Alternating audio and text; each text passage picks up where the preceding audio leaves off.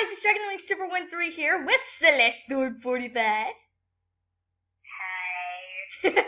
And yeah, she's on the phone again, so you can hear her. Haven't done this in a while. I told you in the MCM that it wasn't going to be the last time, but yay. Anyway, I'm going to do a challenge that I made up called Catastrophe. Yeah, that's Really? that's the story name, not the not the challenge. Okay, the challenge name is Autio Read Challenge, and basically, this is a challenge on my channel. Grace every day, if I have things on my DeviantArt, which is not Dragon Wings 2 that's my Dragon transformation. Oh my god. it's Dragon Transformation, as she just said. Basically, Grace every day reads, if I have them, stories on. Sorry. Okay then. I'm going to see what stereotype I was. Grace every day reads the stories, if I have them, on my DeviantArt account, Dragon Transformation. And I came up with this just a few minutes ago. I would read my stories and see how long it would take me to not mess up on my own story. Grace messes up a lot, by the way. It's the truth.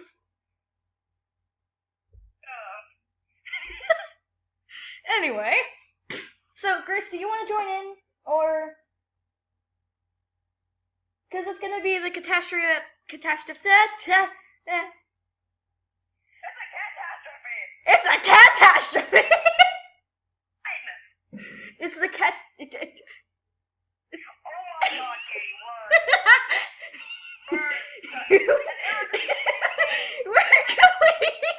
We're doing a repeat of the Benedict Cumberbatch thing. Tell me which freaking one. Do the part 2 after I do part 1, and then we'll just part 3, part 4, you know. Alright. We'll go back to okay, let me find part 2. Hold on. Alright. There it is. Go ahead. So, alright. Here we go. Catastrophe at the Fry Household, part 1. Jordan stood there as two casket apparitions taunted him. He covered his ears trying to block the voices out, but no success came. Shut up, shut up, shut up! He yelled as his siblings on Ghost and Toast stared in horror. 1 stab, 2 stab, 3 stab, 4, one Jimmy apparition said as Jordan held back the urge to finish the sequence. Care to finish, other me? The same apparition said to the other one. 5 stabs, 6 stabs, 7 stab more! The apparitions continued mocking him as Jordan felt the sanity flowing out of him. Then Cardboard Friends loaded over. Hang on. Looking at Jordan. Gregory? I can't do Cardboard Friends' voice. I'm sorry. Grace does it better. Grace does it better than I do. She does Toasts better than I do, too. Anyway.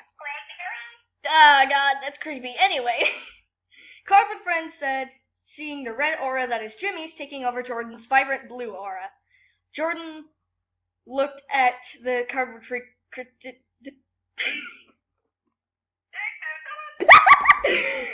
that's 1 strike for me. Jordan looked at the cardboard creature and began to giggle. What? Gregory. What? That's a good never get your Gregory. That's 2 strikes for you. Ah, whatever.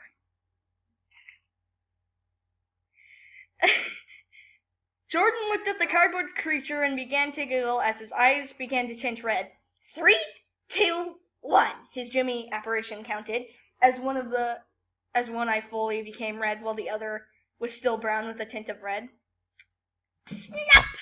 Jimmy said as Jordan broke out into uncontrollable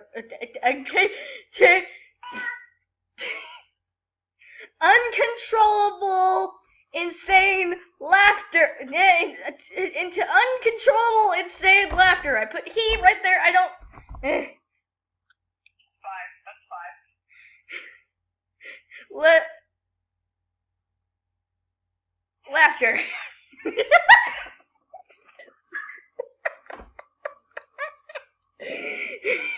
Uncontrollable insane laughter. I just don't realize that. He put his hands on his head as both of the personalities clashed, Jimmy's being the most dominant one. The slight smile he had when he began to laugh had turned into a twisted smile. Sierra walked over to him, worried. "Jordan?" she asked as he stopped laughing. "Sierra!" he said in the back of his head, but uttered no sound outside. He looked at her with a twisted look that only Jimmy Casket could have, as she gulped. "Are you okay, Jordan?" she asked.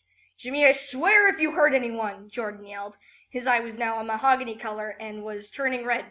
Finally words escaped his mouth, but they were not the words he was hoping for. Do you want to know my secret?" he cooed as she stepped back. "Jordan," she said, knowing that inside her brother was still fighting with himself. He reached into his back pocket, pulling out a knife as quickly.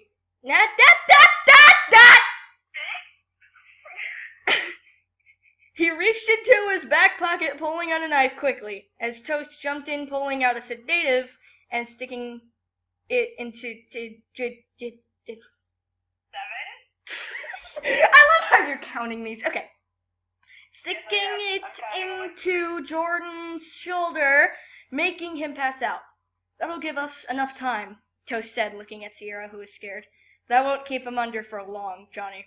This is Casket we're talking about," Ghost said, crossing his arms. "I know. Could you get the chain set?"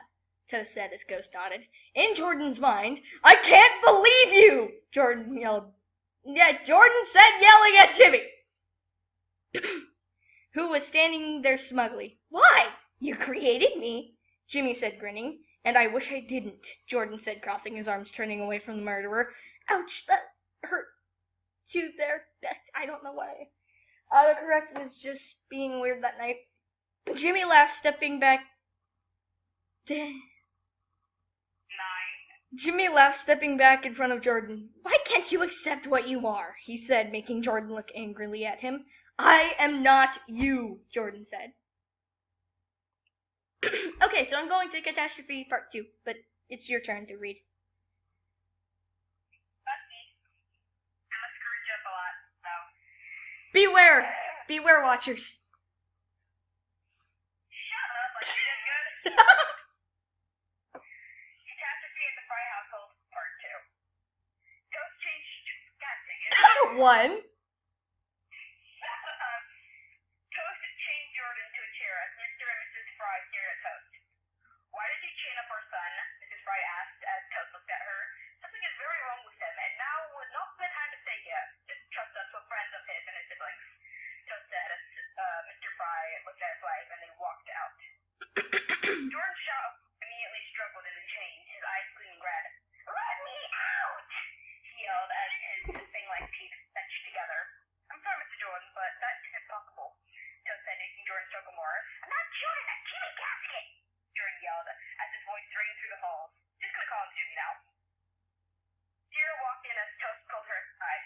"Miss Sierra, did Mr. Jordan show any recent signs of aggression that was reminiscent of Mr. Casket?" Toast asked as she thought for a while.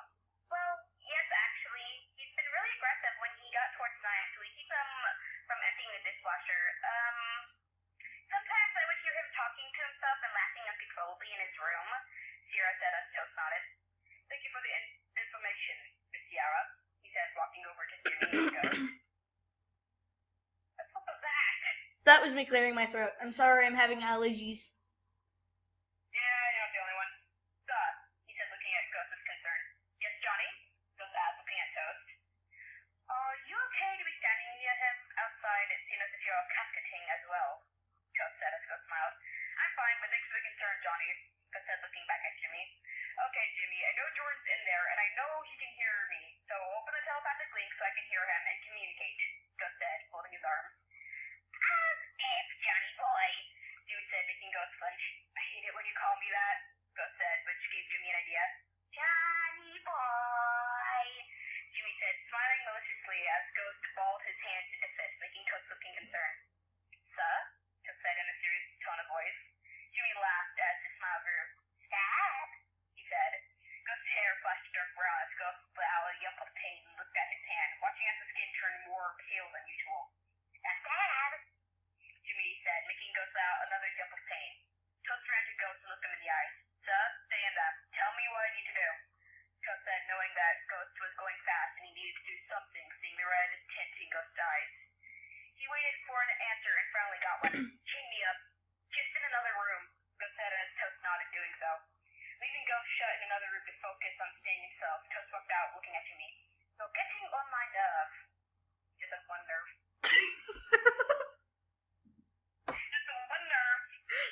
Just that one nerve that gets aggravated whenever Casket just does anything that makes him angry. Nerve that Casket takes off. Yep. It's day. I'm breathing here. You're getting on my nerves, Toad said, making Jimmy laugh. I wonder if I can play with you and say too, Jimmy said as Toad folded his arms. Then we really would have a cat thing.